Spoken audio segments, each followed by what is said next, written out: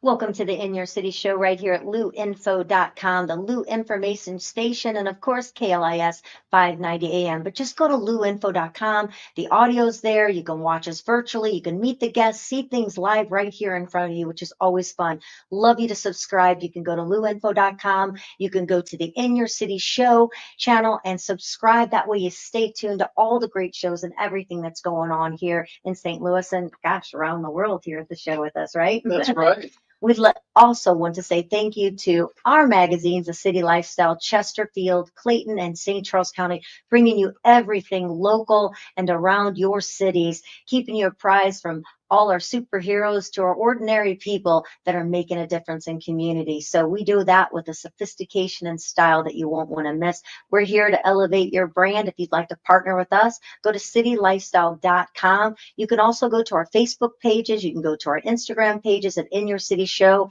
Get a hold of us. If you've got a story to tell, we'd love to talk more to you about it.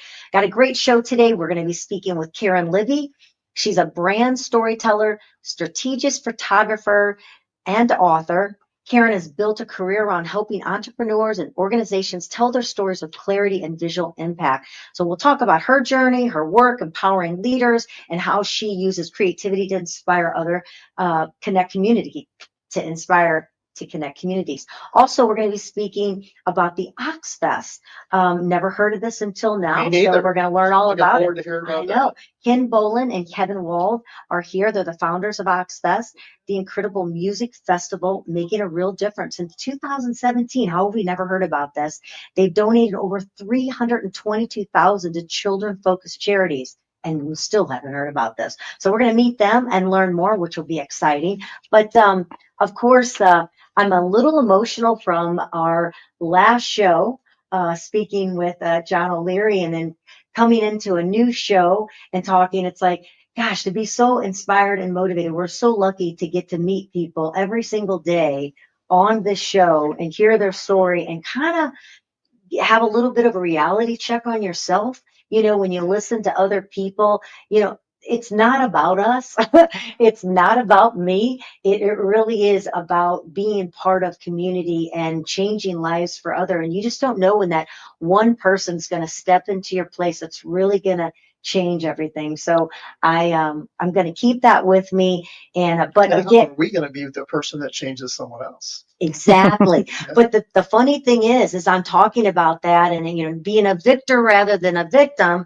I'm a little bit upset, a little bit hurt that we've got a rental right now. We've got this Jeep that we've rented because Gordon went and decided to total his truck. And luckily he did not get hurt, walked away from an incredible accident where a semi truck had to be towed away. And thank goodness he was perfectly okay. So we have a Jeep. Well, there's a Jeep thing going on. I did not know this, but it's called Ducks and Jeeps, refers to trend of Jeep ducking, a popular tradition where Jeep owners place a rubber duck on the other's Jeep to spread kindness and build community. This actually started as a gesture to make a stranger smile from a woman in Canada in 2020. And has grown into a worldwide movement where owners display ducks in their dashboards. And we always thought, why do they have all these ducks? Are they going out buying ducks? No, other people gave them a duck to put in their dashboard.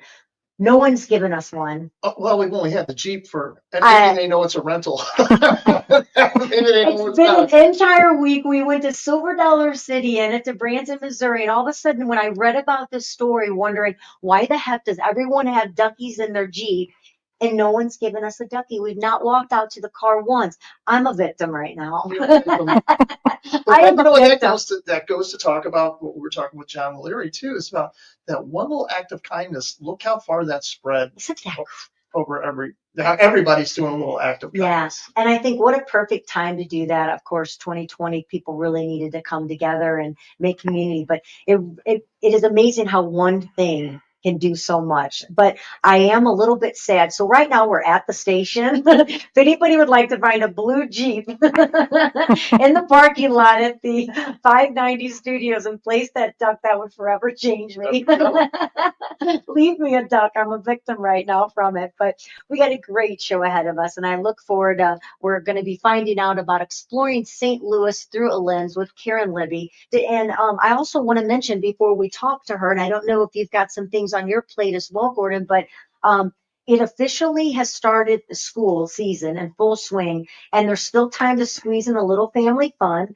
Wanted to mention that the Putt Shack, which we had the Putt Shack Yes. on our show, they're helping families celebrate the season one last summer, now through August 31st. So it's coming up quickly, of course. They've got mini golf bookings you can make right through their link, and they're going to support Back to School. That's back with the number 2, School America. So every $30 raised, one child is going to receive a fully stocked school supply kit. I think that's so important to understand. A lot of us are so used to going out, buying our kids our school supplies, going above and beyond whatever they need in their new school outfit. And there's kids that go back to school that don't have a pencil set or glue sticks or a backpack, things to bring that. So when you know someone's out there trying to help, as Putt Shack is.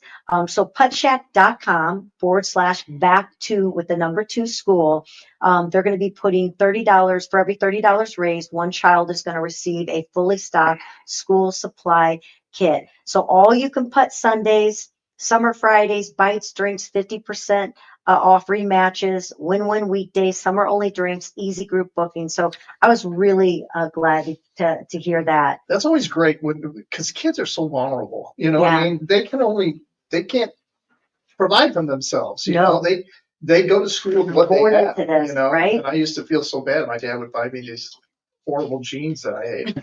It's like, well, my point is, it traumatized me. But I was, I wasn't wealthy, but I was okay. I didn't have to worry about food or clothing. But yet I was so worried about that. And then these poor kids who don't have anything. I know. It's hard when you're a kid to understand, what we think is so important to us. We don't really know, but we sure had a life lesson today. Is there something you were going to show me? Oh no, I just had some fun stuff. One thing I didn't realize, it's artists with the most weeks at the number 1 spot. Who do you think the artist that had the most weeks at number 1 would be? I would think Taylor Swift would be one of them. Well, she would have been, but the Beatles beat her out. The Beatles had all time, forever. You're not talking about this year. I'm sorry, I missed all time. Read your question. Artists with the most weeks at the number 1 spot all time. The Beatles. The Beatles, but at 132 weeks at number 1, Taylor Swift is second with 86, and then Elvis Presley was 67. Wow. One I found very interesting was the Monkees. They weren't even the real musicians that played. It was just a show. It was a show. Most of them weren't, but they were 37 weeks. Really? Tied for 30. Hey, with the Monkees, what was the song? They had Last Train to Clarksville. They had so many, Those are great. Yeah. Daydream Believer. So what's interesting about that is Taylor Swift in there with the Beatles. When the Beatles, the only way people could hear that is just by playing the radio and playing that song. I mean, she's everywhere, and she's right underneath that, which you'd think she'd be above that with the technology and everything. So that's really cool. Here's a group that and then we'll stop, but this will surprise me. And we're going to go. Bye. Kingston Trio. My dad used to listen to them, but Kingston Trio is tied for 6th, 46 weeks at the number 1 spot. Just under Michael Jackson. I can't believe Garth Brooks beat out Michael Jackson. Well, that's because you don't like Garth Brooks. Yeah. Otherwise, all the people who love Garth Brooks would be happy to hear that. And by the way, if you're watching and you make a comment, Casey Lambstout, I'm not on my phone. I'm looking at notes. Oh, that's so funny. Yes, she writes on the Facebook. With this. Is Gordon looking at football scores? And what's he doing? He's on his phone the whole time. I am paying attention. I told him. I said, people think you're just on your phone with you looking at it so much. We're going to have to get you a tablet so it's more professional. For all you Android people, this is a Z Fold, which you can't. I mean, for all you Apple people, you can't have this. because you're Apple. So come away from the dark side, be an Dark Android, side. and then you get this great phone where you can flip it, you can use it. And I would sell so many Okay, of these at meetings. stop giving Verizon and Seafold commercial. They're not paying for it. Let's move on. Right. Okay, let's introduce you to our first guest, which is Caren Libby. She is a St. Louis-based visual storyteller who founded Image Media. And you bring photographs to life, not just of people, but the environments and the stories that matter. So your latest project, which is, Gordon took the book from me. I don't know what did I have it back? Maybe I have it hidden under here. Here we go. I got it. I found it. We're all good, everyone. I got it up anyway. Okay, great. So it's not just about people, but the environments and stories that matter. Your latest project, as I was just getting here to say, is Exploring St. Louis, a photographer's journey, and you invite us all to fall in love with our city anew. So here it is for you right here, and welcome to the show, Caren Libby. How are you? Thank you. I'm thrilled to be here. I am too. I know you were supposed to be on the show before, and we had a family emergency, sadly, but luckily we have been able to reschedule, get you in here. Your daughter Kelly has a show on the station, which plays with her husband and Yes. Jennifer Bardot here at the station as well on Wednesdays, I believe at 10 a.m., maybe 10 to noon. Tuesday. Tuesday, sorry. Hard to keep them all. It is. So What? kudos to you for at least knowing when your daughter's show is on. You know how many family members that we All have, us three in the including show. her beloved mother, who would always call in the middle of the show and go, "What are you guys doing?" Well, Kelly? if you guys were listening, you'd know we're not right? Yeah. So good for you. So true. You know, my first full-time job was in radio. It was. KXOK radio station. Okay, That so was a long time ago. And what did you do? I was a secretary to the general manager. Secretary, because that's what we called it back then, right? Yes, yes. Now it's professional assistant. They've got all kinds of new great names for it. I don't know what was wrong with secretary, but I guess they portray secretary with typing on a typewriter or something like that. And you're so much more. I don't think an office would exist without you all. Well, it's changed. Thank you for your service back in the day. No office would have made it without. It's changed so much. You know, I started working with Delcia Devon. Some people in my generation would know who that is. Anyway, she had a show there, and I screened her calls for the show. So that was back in the day when they had the engineers and all of that. And that's how I knew them, is because I had that job in high school. Oh, and what it took to put on a show. I mean, there's a lot of equipment here.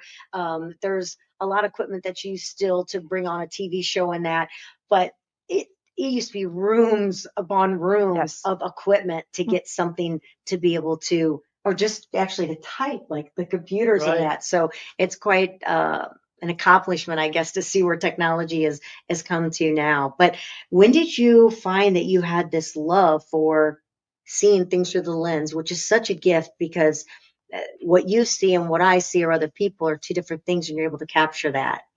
I started really when I was a young mother, like many young parents of young children, taking pictures of my kids and my family. But I was an artist before that. I sketched and painted quite a bit. Oh, lovely to have that creativity. Oh, it was wonderful. And I found that when I was very young. But when I picked up a camera, that became my creative voice. I just absolutely fell in love with it. And of course, that was back in the film days. And I did that for some time, finally started studying photography. And I graduated from a point and shoot to an SLR. And I did film for several years. And I decided to switch over to digital. And then now I have a mirrorless. It's just a progression that has made the experience even more enriching, because the technology today is amazing. Mm-hmm. And the thing that is really wonderful about this experience, it has become a great connector. I was able to not only enjoy it as a hobby and a creative outlet, but I also met a lot of amazing people through it, because I started photographing other families and events, and that eventually led to the opportunity to make it part of my business. And in 2008, I actually started a photography company, and I did that for a year and met a lot of interesting people, because it was during the recession. And I took pictures of a lot of people who needed branding during that period. And that established me in the field. It gave me an opportunity to get to know some of the most amazing people in town. There were a lot of people who were working part-time, starting businesses, or looking for jobs during the recession. Sure. And it sort of forced me out because, first of all, I had my own business that I was building, but I wanted to meet a lot of people. And I joined a lot of organizations that gave me an opportunity to connect with them through my photography. So I volunteered to take pictures of a lot of people who needed. I still see people from 15 years ago whose pictures I took for LinkedIn that are still on LinkedIn with the same Still picture. there. Is there any real estate agents in there? Because we always laugh. I'm a real estate agent, Okay. but we always laugh at real estate agents because we'll go to real estate agents awards and they'll show the picture, and then the person receiving the award does not look like the person that they have on the picture up on the screen. You're It's very like, good at updating their photos, that's for sure. You Well, might need to go back to them and say, can I help you? well, some people just really don't want to bother with it. Nowadays, of course, we have the cell phones and it's a lot easier and it's just a little picture, so some people can do it. But if they really want a good professional shot, they'll hire someone. So you said something when you were just, talking about finding, you would sketch and draw and I like the words that you said, you found your creativity. I think that's so life saving and inspiring all at the same time. If we each could find a way to allow us to use our creativity, use our skill, whatever that might be. Not all of us can draw, not all of us can play music or sing like he can. We all don't have something. And I think sometimes that's what saves us in life is finding something that we're good at, whether it's sports, that we can release that energy and find some comfort and skill in it. It's like you're rewarding yourself. No one's having to pat you on the back and make you feel better about things that are so hard on us in life, because life is not easy. Mm-hmm. And so it's really rewarding. Those words really stuck to me so much about finding your creativity. I bet that was just, you never know when it's going to happen. It can happen anytime in life. If it happens sooner, thank goodness, because it allows us to get through the hardships that life can hand us. And that's cool that you were able to find that creative talent in yourself and then photography to bring it out. You're known as a brand storyteller. What does that mean? I was able to get involved in many businesses early in my career. And, doing photography as a full-time business is very challenging, especially with the technology that's available today. A lot of people can take pictures. And I found that it was good for me to bring in other services. So I learned how to do web design and digital marketing. And it was like a three-legged stool. I could offer all three of those to my clients. And I actually did that. That was my bread and butter for 15 years. And I was able to get involved with many people on an individual basis. Either they were looking for a job, building a company, or they were in companies that needed people to help them with it. And it became another vehicle to tell people stories through photography and see how that has developed. I mean, you're sitting here right now in a storytelling business. Yes, we are. That you have more control over because of the technology that's available right now. I mean, back when I first started out, we had some video and some things we could use to tell the story, but photography was a simple way to start. And then I was able to take that into these other services that I offered and develop that over time. And I help people build their businesses is basically what it came down to. And they needed to have those stories to tell in order for people to know what it is they had to offer that was important to their customers or potential customers. Yeah. what do you see? So you do help entrepreneurs and businesses with their storytelling. Is there one mistake that they make that you see consistently? Because with us with the magazine, we see people all the time who they have a business. We see so many times that people have businesses and start businesses, but they've never put the thought into how are we going to tell our story? How are we going to brand ourselves? What is it that's going to make people take notice of us? So tell me a little bit about what's a common mistake do you see with that? Well, it starts with having the courage to connect with people and get out there. And networking was not easy for me, but it was an incredible experience because I did meet so many people and became better at it over time.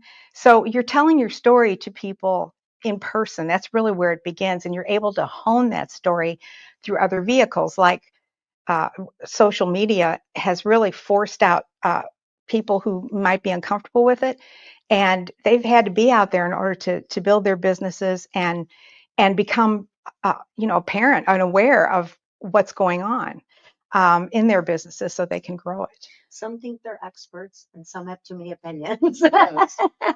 So let's take away, this will be a fun question.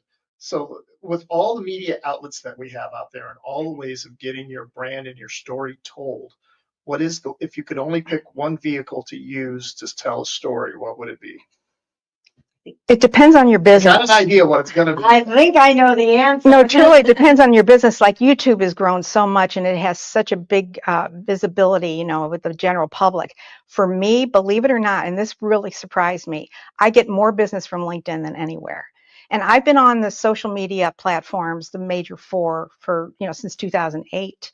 So I built it up for myself from, you know, the experience of branding on a fairly consistent way. I mean, I'm in the business, so I have to start there. And that's what really motivated me in the beginning, because I felt like I had to build my own story to draw people who needed that for themselves. But with that, you're using photos to tell those stories. It's all photography. There's nothing that builds trust more than a photograph.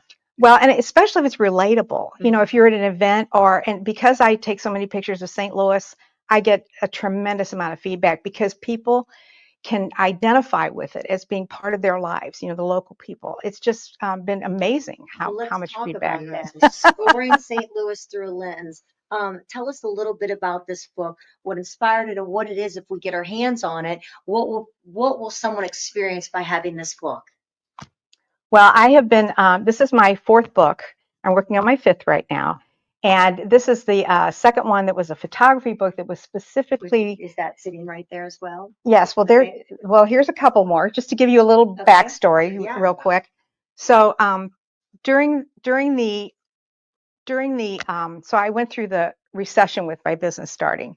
Then during the pandemic, when we went through another major adjustment with having to change our lives, I had the opportunity to be part of this book called Bright Spots. It was compiled by Kathy Davis, and it's 38 authors who contributed chapters that were very inspirational. Yes, it was an anthology, and it brought people together, and it gave us an opportunity to tell our own stories, and they're all different. Right. So that was a really great experience because, you know, I worked with a great publisher and had the opportunity to get a book out there, like with bigger distribution. Sure. Yes. Learn about that. Yes. And so the second one actually was the precursor to the one that I have right here. This is one that I put together that's similar to that book. You can see, you know, I love the Nathan Frank bandstand. That's pretty obvious. And this was a gift book that I created last year through Blurb. And it was such a wonderful experience. I did it mainly as a gift for a lot of different people at the encouragement of my children. They said, you need to put your work out there. And so I decided to try it. Absolutely loved it. And I decided to go ahead and publish this one because it's more of a trade book. And believe it or not, this one has more pictures and more descriptions in it. It's just formatted differently. But it was another experience. So it's like stepping stones in the publishing world. And now I'm working on a book about Missouri that's going to be published hopefully this fall. Reading Press loves local stories. If you've spoken to them, they love stories about Missouri. I love exploring St. Louis through the lens. And so the Missouri book, what is that going to be about? What is it? You're going to just travel throughout most of the. I've done most of the traveling. I have a few more short trips because the book is due to the publisher on Friday. So I actually went to 4 cities over the weekend because, you know, I just want to get the best I can, even if I've been to the cities before. And I'm learning so much about our beautiful state and how pivotal it was in, you know, the development of this country. I have such a greater respect, not that I didn't love it to begin with, but what happened with this book is I went to several of the neighborhoods and the parks and most of them in the city. I have 4 from the county. They're some of the older suburbs. And I learned so much through this. I met so many people. This is kind of an extension of all the things I've done in my career to meet people. But for me, it was more of a passion project, a legacy that I can leave behind. And because I put this book together, I was noticed by this international publisher who encouraged me to submit a book proposal for a book about Missouri. They have a whole series called Photographers America that photographers all over the country are having published through their business. So this was the beginning. The thing that's so fun about this is the people who've received it, a lot of them have said that it's kind of a treasure hunt. You know, there are a lot of locations that a lot of people don't know about or get inspired to visit and photograph. And that's one thing. It's like there's so much we can experience in our own neighborhoods. Yeah, we live here and we don't even tour our own city. We always say we need to be tourists in our own city so we can really experience it. I'm so sorry. I can't, it's never enough time with everybody. It's never enough time. Caren Libby, that's with a Caren, Caren Libby, which is on the screen there if you're watching virtually. Where can they get their hands on this book? This is currently on blurb.com. Okay, perfect. It was self-published through them. And the new one will be distributed nationally. So blurb.com. Perfect. Yes. Caren Libby, thank you so much for Thank spending you. some time with us here on the In Your City show. We're going to take it to a break. Don't go anywhere. We're going to be talking about OxFest when we come back right here on the Lou Information Station. Welcome back to In Your City show. We are on the second half hour of the show, and it is not over yet right here at the Lou Information Station.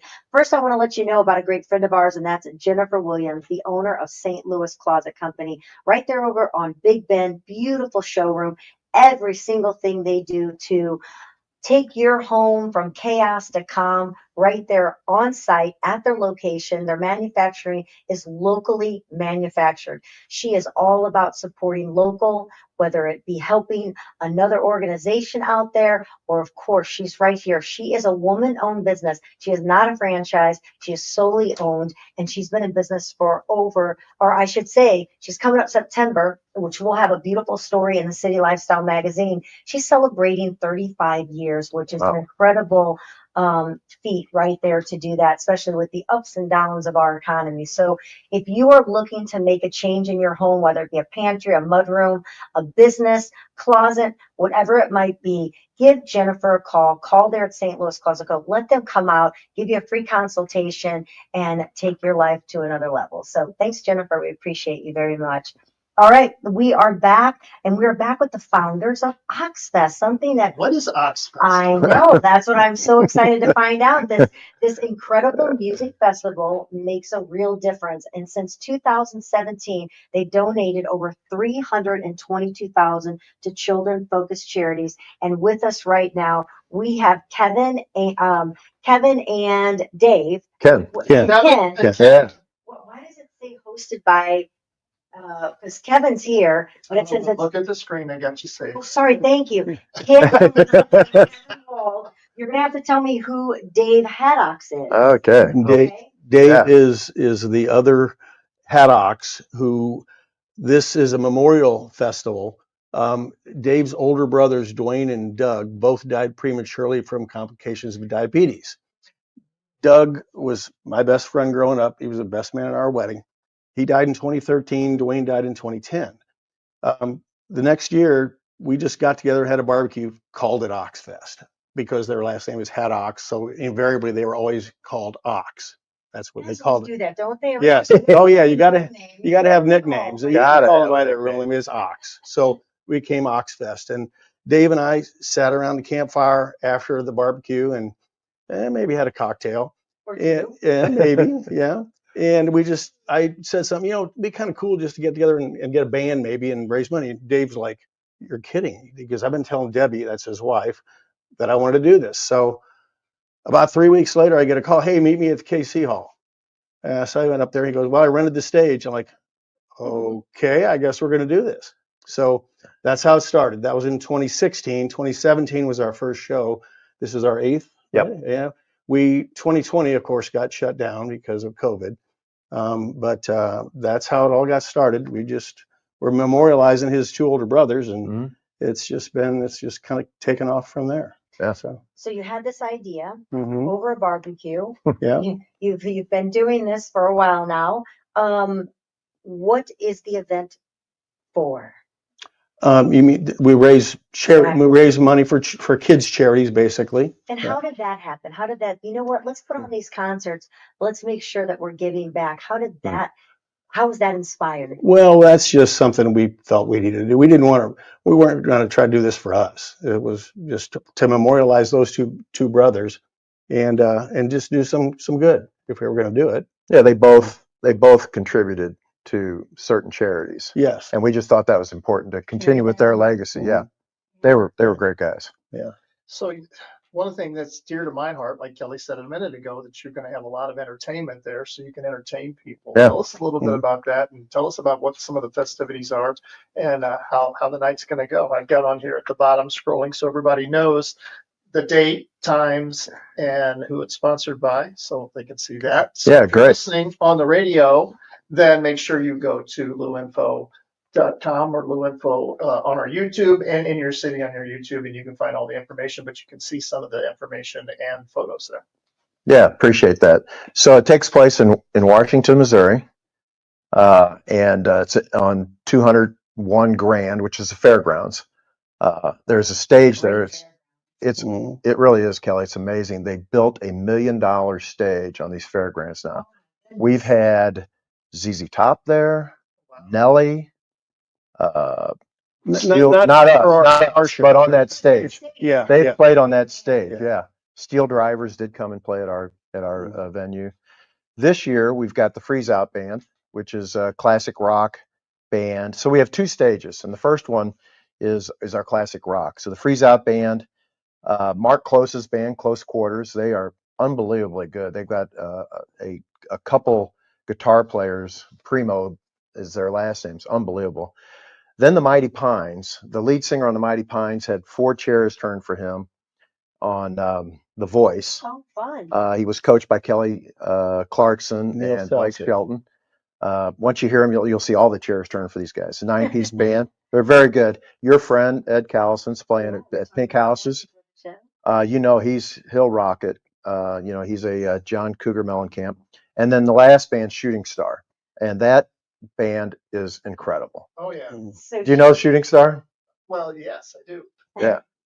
his friend Eric used to play it back in the day when bass guitar for Shooting Star. Oh, really? Oh. first started. We both played in American Greed together. So this year is the first time we've had a second stage, and what we have, Gordon, there is all blues.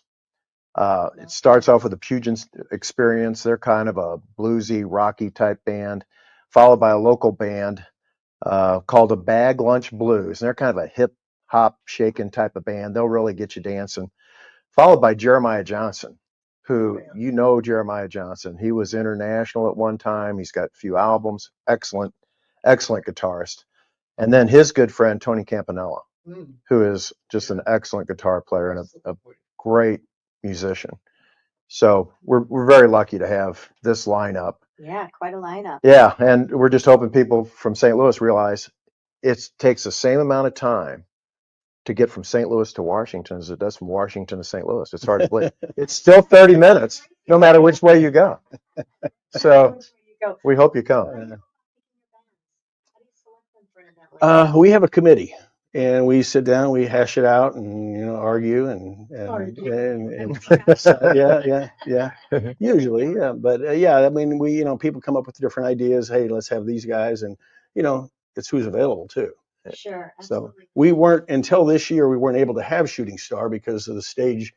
The stage that Ken was talking about is got a brand new roof on it, which they never had before. Well, Shooting Star wasn't going to play on that venue. So that's how we were able to. We used to build our own roof. Yeah.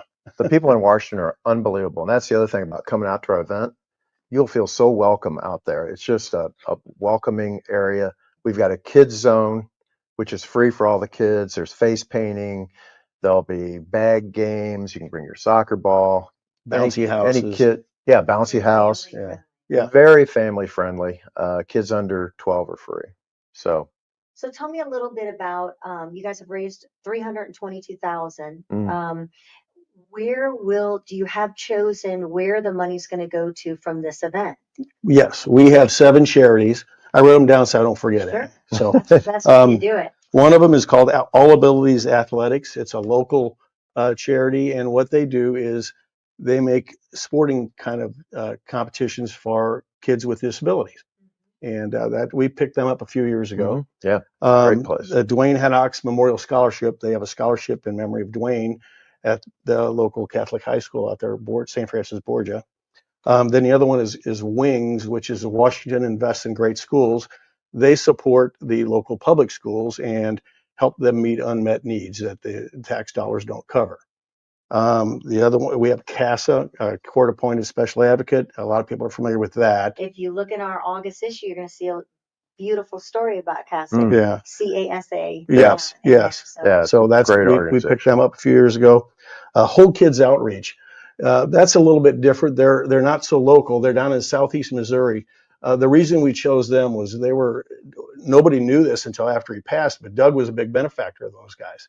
And what they do is they help support. It's incredibly poor area like Appalachia poor, and they help young mothers with diapers and formula and just how to take care of a lot of these kids. People don't know how to take care of kids, so they help them with that.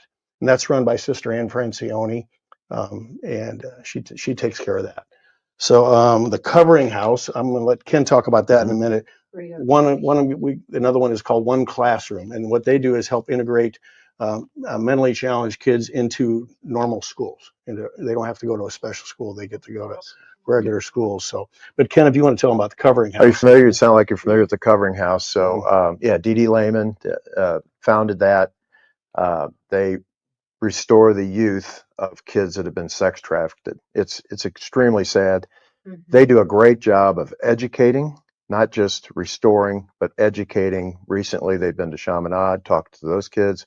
We're trying to get them in a lot of the different high schools to educate people about what's going on, not only in the United States, but in our state in particular. It's I think we're fourth Yes, which is highest. very scary. Yeah, it really is. And so that's the other thing, Gordon and Kelly, about our event, which we think is unique, is, yeah, we're going to have a lot of fun.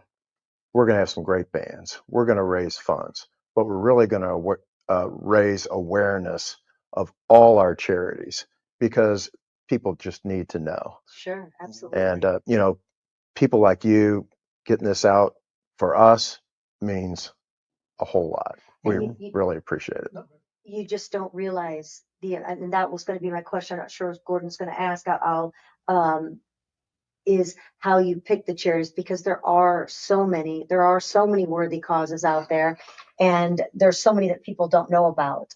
Every charity could get support. I know. Yeah. Oh, no doubt. Covering House because of Dominique and Coach Berube. That was very dear to his wife's heart. They're very big donors to them. That's how I found out. It's amazing what's around us, and we don't know about it and how we can help. And the Covering House does an incredible job, and they can really use our support. All of your charities that you've picked out, but how do you select those? That's tough. Well, yeah, it's very tough. Well, with the Dwayne Haddox Memorial, that was a no-brainer. Sure. And All Abilities. I don't know. We have a buddy who's involved. Yeah, Larry with that, Westhoff's a friend of ours. Brother has a son who's autistic, and he was a part of that and brought that to us. We thought it was such a worthy cause. And someone might know what you're doing, so they'll come to you with their organization and that to be able to see if they might be considered for it. Yeah. So the Covering House is just dear to my heart. Yeah. Because I've known them for a while, and it's just heartbreaking. Thank you for how you. Well, and he's been involved since day one. So One Classroom, one of our board members is involved with that. Whole Kids was Doug's thing, and CASA. I'm not quite sure how we end up with CASA, but we're happy to have them. A friend of ours has become a volunteer for them. Oh. And helps. She's the person that literally meets with the children, and we live in the sugar-coated world when we don't have something like that happening to us, and you don't realize until something impacts your life, how devastating it can be, because we just live in this little bubble, and you don't realize what's going on around us. We just had this happen on our trip home from Branson. We took the grand boys to Branson, right? So me and the two boys would go in the men's restroom, and as I'm in there, they finished before me, of course. And then I'm like, do not leave this restroom without me, because this right here where we're standing is one of the number one places where kids get sex trafficked and picked up and snatched. And we're like, as soon as I said, he goes, yeah, it says it right here on the wall. It's sad, but it's true that has to happen. Yeah. Education right there, but it's we kept them in the middle. They were like our little ducklings. We kept them in the middle of us. It was like either I was in front or Bert was front. They were in between us. I mean, we just you can't let them. It's sad to think that you can't let your kids out of your eyes anymore. I mean, we used to go subdivision's over. Come back when the lights come. Yeah, You know, my- Right, exactly. 10 miles away, they had no idea. Yeah. On my bicycle, just running. You better be home for dinner or you're in trouble. Yeah, yeah. You know, the world's just a different place, and the endless organizations that need our help is it's literally endless what's out there right now. Yeah. So we really Yeah. appreciate what you're doing. So with this event, this is going to be how long the event? The doors open there at 11:30. Yep. Uh-huh. This event kicks off at noon. What time does the event go till? It's like 10:30 or so. 10 or Depends 10:30. how Yeah. So how rocking the last band is. Sure, Yeah. all day event. Is this Yeah. something where people can bring their chairs, their Oh. blankets, everything? Are coolers allowed, or are they buying things on premise? We sell it on print. We have food and drinks of all kinds. We encourage people to bring lawn chairs. There are some designated areas for pop-ups, but they're kind of on the side so they don't block everybody's view. Sure. You know, you can bring a pop-up. There's usually room. Yeah, I would just bring Lawn chairs. bring a Sure. comfortable chair, bring a great attitude. Yeah. Gray Eagle's one of our sponsors. Pepsi's a sponsor. Taco Bell. We have state Taco sponsor. Bell's a huge sponsor of Yeah. ours. No Yeah. tacos though, unbelievable. Yeah, yeah. We will have Moe's Pizza, local pizza. And But I'll tell you burgers this, if you, we'll have burgers and chicken and sandwiches and things like that. But if you want a really good brisket sandwich, and I'm sorry, Sugar Fire, this brisket sandwich is by far the best you'll ever have. It's a friend of ours that cooks it. Yeah. There's the thing about Washington, there's just so many people that are willing to serve. And it just, when you serve like that, it just opens up your world to different things. Like your friend doing CASA. I mean, what a gift. Speaking of serving, what if someone wants to help serve you guys and say, we want to be a part of this and we want to join your movement? How do we get to be a part of that? And how can we support you, not only maybe helping or volunteering, but in other ways, how can they support you? Yeah, you can contact us through our website. Yeah, you can get on our website. You want to go ahead and we have our Facebook page. We get a lot of messages through Facebook. We try to keep up with that. It can be a little daunting. I'm not a great Facebook person. I mean, I do get on there, but Website would be the best. There's a contact on there. I would say, we do have a contact list on there on our website is oxfestmusicfestivals.org. That's oxfestmusicfestival.org. And I know Facebook is, you can type in OxFest. There's several OxFests though. Yeah, but you'll find it. Yeah. I think you do. One of them's in England. One of them's in England. Yeah. So we don't want you going there. And then Facebook, I think, is facebook.com/OxFestMo. There's a link on our Something like website that. for the Facebook page at the way at the bottom. We'd love to have people come out and join us. Yeah, and that will be September 20th. Yep. Right? And then again, the tickets are $34. 30. 30? Well, on site you pay a little fee. But Oh, okay. Yeah. All right. Okay, on there. It says that begins at 34. So 34. Yeah. That's a lot of bands to be able to see in one day for $34. It's unbelievable. We couldn't buy anything in Silver Dollar City for No. Especially the quality bands we have. And you can come and go, if you need to. You want to leave for a while. It's a day. Parking's free. Parking's free, which is even That's better. good. Sometimes that can take a big chunk out with the parking and that. But so OxFest, I love that. I think it's great what you're all doing. What's something that inspires you here, in St. Louis? You've got this event that you're doing. What do you think really resonates with you that keeps you to keep giving back? To me, it's just the opportunity to serve. And once you serve others and you think of yourself third, it just opens up a totally different world to you that you may have never experienced before. To see people like in St. Louis, refugees are going to see tornado victims and listening to their stories. You don't understand what people have been through until you sit and talk with them, give them a meal and sit down and talk to them. Same way here, when you hear the stories of what's going on with OxFest, with I call it a mutual fund, because we have 7 different charities. When you hear their stories, you just can't help but want to get involved in some way, shape, or form, either with your donation or with your time. And I don't think people really take that in as well. It doesn't have to be, of course, a money donation means everything because, and even if it's $1, every You cent bet. counts. Mhm. But some people don't have the ability to give that money or write that check, or $10 might be way too much for them to be able to Mhm. even let go of.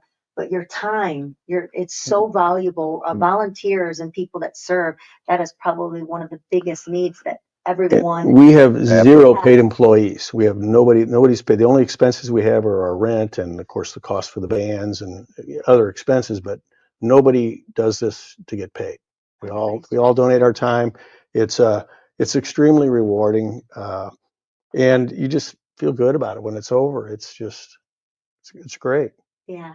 Well, they'll be able to experience a family fun event. What's something when you're not working on this event and putting OxFest together, which again, how many years has it been? Sorry, eighth. 8 out of 9 8 years. Yeah. Incredible. You guys are doing a great job to be on your 8th year going on. Mhm. What's something that you love to do here in what they would call the station in the Lou here in St. Louis? What do you love to do? Keb. You mean Got a when we're visiting the city? Yeah. Well, my wife's a city girl, so she loves to come down here and go to restaurants.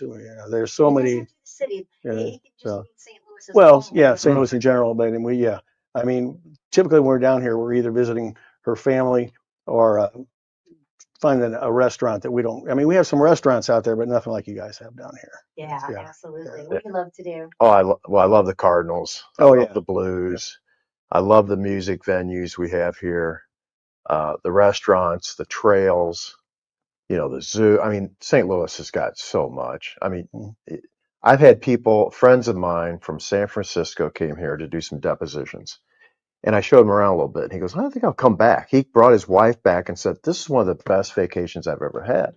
I said, ever? He goes, well, it might be a stretch, but he had no idea how great St. Louis was. Culture of the Midwest versus the East or West Coast is so different, isn't it? Oh, I mean, it's truly so different. I'm glad that they had fun. they had a great time. We took him to LaRusso's restaurant. That's Rich LaRusso is my first cousin. As you know, he passed away and the restaurant's now closed, but took him down there to have some real Sicilian food. And he's like, oh my gosh. This was the one that John Carney always has it. Yep. Yeah, at his Carney's Kids Mm-hmm. Festival.